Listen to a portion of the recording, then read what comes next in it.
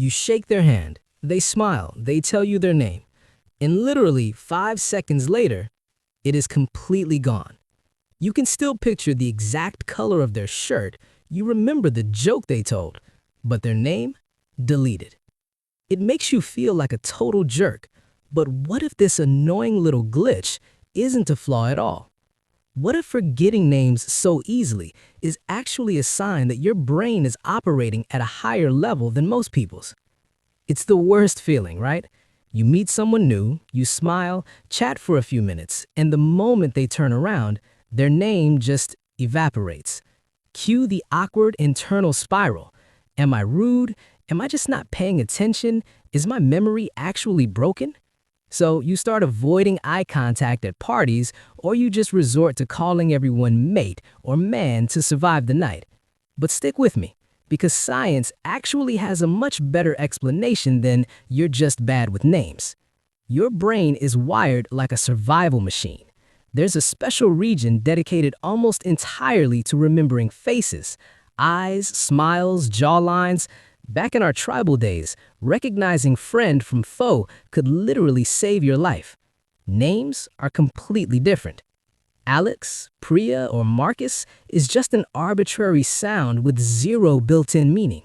No smell, no emotion, no image attached. Your brain treats it like random noise. And here's what makes it worse. When someone introduces themselves, your mind is already doing 10 things at once.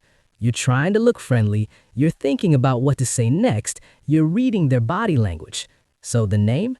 It gets marked low priority and quietly thrown out. That's why it disappears so fast. So your brain tosses names because they have no hooks. It's got way better things to do. And here's the twist almost nobody talks about. We've always assumed forgetting names means you're distracted, getting older, or just don't care. But researchers are finding it's often the exact opposite. Forgetting names easily can actually be a sign of brain efficiency. Think about it. Highly creative people and deep thinkers don't waste limited mental RAM on random audio labels. Their brains are constantly running background apps, connecting ideas, reading the room, noticing subtle emotions, and spotting patterns everyone else misses. They filter ruthlessly. They keep the meaning, the story, and the feeling, and let the fluff go. So you're not forgetting because your memory is weak. You're forgetting because your brain is acting like a busy bouncer at an exclusive club, and a random name with no story attached simply didn't make the VIP list. So how do we actually fix this without being awkward? Next time someone tells you their name, don't just try to force yourself to memorize it. Ask one natural question that gives your bouncer a reason to let them in. It doesn't have to be deep. Just say, "Alex, nice to meet you. So how do you know the host?" Or "What's keeping you busy lately?" Suddenly, Alex isn't floating alone in the void. It's attached to works in graphic design or is friends with Dave from work. Your brain finally has a story to hold on to.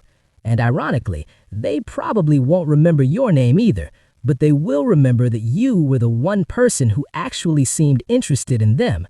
So the next time you blank on someone's name, don't panic or beat yourself up. Just smile. Your brain isn't broken. It's just wired to prioritize meaning over meaningless details. And honestly, in a culture where everyone is obsessed with superficial stuff, taking the time to look for actual meaning isn't a weakness. It's actually pretty smart. Now, I want to hear from you. What's your most awkward, I completely forgot their name in 3-second story?